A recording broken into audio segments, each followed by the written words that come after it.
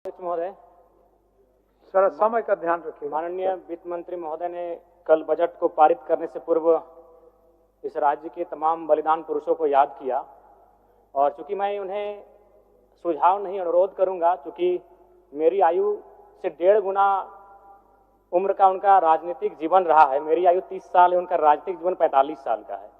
महोदय, निर्मल महतो, अगर देश में भगत सिंह का नाम आता है तो झारखंड में निर्मल महतो का नाम आता है। बजट में उनको आभार जताना छूट गया। मैं आपसे अनुरोध करूंगा, जब अगला बजट पारित हो तो निर्मल महतो का सम्मान, उनके बलिदान का सम्मान रखा जाए। धन्यवाद अध्यक्ष महोदय। माननीय वित्त मंत्री जी के द्वारा प्रस्तुत बजट पर अपने विचार रखने आया हूं।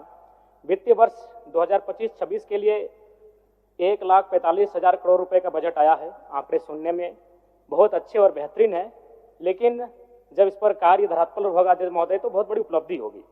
निसंदेह इस राज्य सरकार की एक महत्वाकांक्षी योजना रही मैया सम्मान, उस पर लगभग बजट का 9.5% प्रावधान दिया गया। लेकिन मेरा मानना है अभी भी 2 महीनों से मैया सम्मान योजना की राशि निर्गत नहीं हो पाई है। तो कहीं ना कहीं इच्छा शक्ति का अभाव, बजट कितना भी विशाल बेहतरीन क्यों ना हो, अगर कार्य करने की इच्छा शक्ति ना हो तो उस बजट का सदुपयोग नहीं कर पाते अध्यक्ष महोदय। इस बार कृषि में 4,587 करोड़ का प्रावधान है, जो कि सराहनीय है। लेकिन चूंकि मैं एक युवा हूं और युवा होने के नाते इस बजट से युवाओं के लिए कोई विशेष प्रावधान नहीं दिख रहा अध्यक्ष महोदय। मृणाल जी की एक कविता मुझे याद आई है कि कॉलेज के दिन याद करूं तो लगता था कि थे सुल्तान, चौक चौराहे राजपाट थे और दरबार था चाय दुकान, हल कश्मीर का मुद्दा करते मुंह में दबा लेते जब पान, मन में लोहा तन इस्पाती चलते थे हम सीना तान, धीरे धीरे गल गया लोहा, धीरे धीरे गल गया लोहा, तेवर का तलवार गया, एक नौकरी, हाँ एक नौकरी के चक्कर में देखो सिकंदर हार गया, एक नौकरी के चक्कर में देखो सिकंदर हार गया। जी हाँ अध्यक्ष महोदय, इस बजट से इस राज्य के युवा, सिकंदर रूपी युवा, जिन्होंने एक 10 बाय 10 के कमरे के ताप में रहकर 10 साल का जीवन बिताया है परीक्षा की तैयारी में, आज इस बजट से वे हार गए अध्यक्ष महोदय। नई इस बजट में युवाओं के रोजगार संबंधित विशेष कोई प्रावधान नहीं अध्यक्ष महोदय। पहली बार माननीय हेमंत सोरेन जी की सरकार ने 2020-21 में बेरोजगार युवाओं को, स्नातक को 5,000 रुपए प्रति माह और स्नातक उत्तर को 7,000 रुपए प्रति माह देने की बात कही थी। फिर कालांतर में मुख्यमंत्री प्रोत्साहन योजना, मुख्यमंत्री युवा प्रोत्साहन योजना, मुख्यमंत्री प्रतिभा प्रोत्साहन योजना नामक बहुत सारी योजनाएं पुस्तिका में छपी। हम लोगों ने सुना, पढ़ा, लेकिन 1 रुपए खर्च युवाओं पर नहीं किया गया उनके प्रोत्साहन राशि को लेकर अध्यक्ष महोदय। इसलिए इस बजट से निसंदेह माता लोगों की जीत हुई है, मैया सम्मान की जीत हुई है, लेकिन इस बजट से इस राज्य के युवा हार गए अध्यक्ष महोदय। एक सटीक नियोजन नीति नहीं होने के कारण, एक सशक्त नियोजन नीति नहीं होने के कारण कहीं ना कहीं आज इस राज्य के युवा इस बजट से हारा हुआ महसूस कर रहे अध्यक्ष महोदय। तो मैं युवाओं को रोजगार कैसे मिले? जिस राज्य में 40% खनिज संपदा, उस राज्य के युवा अगर हताशा, निराशा के दौर से गुजर रहे अध्यक्ष महोदय, तो कहीं ना कहीं इस बजट पर युवाओं के दृष्टिकोण से एक सवाल और प्रश्न चिन्ह खड़ा होता है अध्यक्ष महोदय। अध्यक्ष महोदय, राज्य में अनुसूचित जाति परामर्शदात्री आयोग का गठन सराहनीय है। इसकी मैं सराहना करता हूं और वित्त मंत्री जी को साधुवाद देता हूं। महोदय, अंत में मैं इस सिस्टम पे आता हूं। इस सिस्टम पे आना इसलिए जरूरी अध्यक्ष महोदय, चूंकि माननीय वित्त मंत्री महोदय ने विधायिका के कर्तव्य का अनुपालन करते हुए बजट को तो प्रस्तुत किया, लेकिन यदि कार्यपालिका का सहयोग नहीं रहेगा अध्यक्ष महोदय, तो ऐसे बजट का कोई उपयोग नहीं रह पाएगा।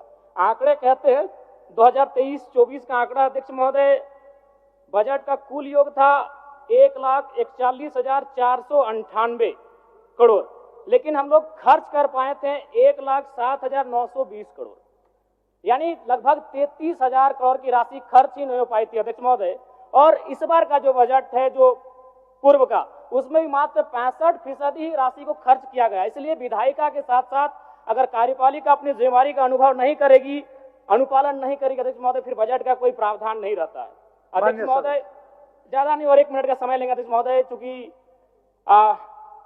इस बजट में किसानों को लेकर mini tractor, power tiller, pump set, ripper आदि वितरण करने की बात कही गई है। अध्यक्ष महोदय, मैं चाहूंगा किसानों को आपको उपकरण देने की आवश्यकता नहीं है। किसानों को अगर हम जल दे पाते हैं, अगर पानी की सुविधा दे पाते हैं, तो हमें लगता है किसान सशक्त हो जाएंगे। अध्यक्ष महोदय, मैं ये कहना चाहता हूं, जो भी डैम बने हैं, चाहे वो चांडिल का डैम हो, कोणार्क का डैम हो, मैथन डैम हो, पंचेत डैम हो या टेनूघाट का डैम हो, वो पानी केवल उद्योगपति के कारखानों में जाने के लिए नहीं बना। अध्यक्ष महोदय, तो क्यों ना सरकार एक प्रयोग करे, जैसे कोणार्क डैम विष्णुगढ़ ब्लॉक आता है, तो विष्णुगढ़ ब्लॉक के आप 5 गांवों का उदाहरण प्रस्तुत कीजिए, वहां सिंचाई की व्यवस्था करिए और कम से कम कृषक को उन्नत बनाने का प्रयास किया जाए। अध्यक्ष महोदय, मैं इस बजट में सुझाव का अपील करता हूं।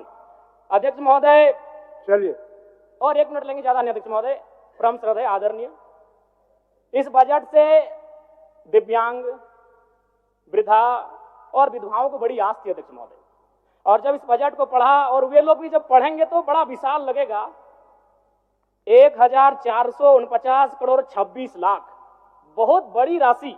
लेकिन चूंकि यहीं फिर सरकार कहती है 12 लाख लाभुक हैं, तो अगर उस राशि से अगर 12 लाख को भाग देते हैं, चूंकि मैथमेटिक्स का होना बहुत जरूरी है, तो रिजल्ट आता है 1,44,926। उसको फिर अगर 12 से भाग देते हैं अध्यक्ष महोदय, तो रिजल्ट आता है 1006, यानी महीना में आप कितना दे रहे हैं, वही 1006।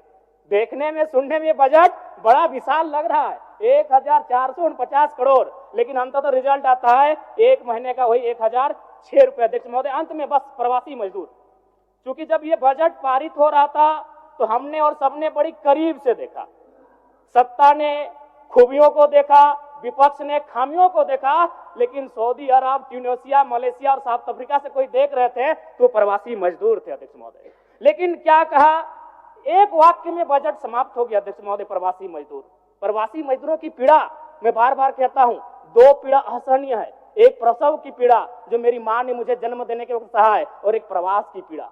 लेकिन आज प्रवासी मजदूरों के लिए क्या अध्यक्ष महोदय, एक लाइन में खत्म हो गया, प्रवासी मजदूरों का निबंधन ऑनलाइन किया जा रहा है। अब तक 1,91,000 मजदूरों का निबंधन किया गया है।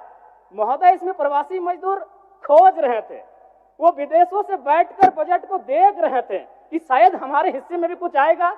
जब हमारी मैया को, हमारी बहनों को कुछ मिला, तो शायद हमारे हिस्से में कुछ आएगा। माननीय सदस्य जनार्दन पासवान जी,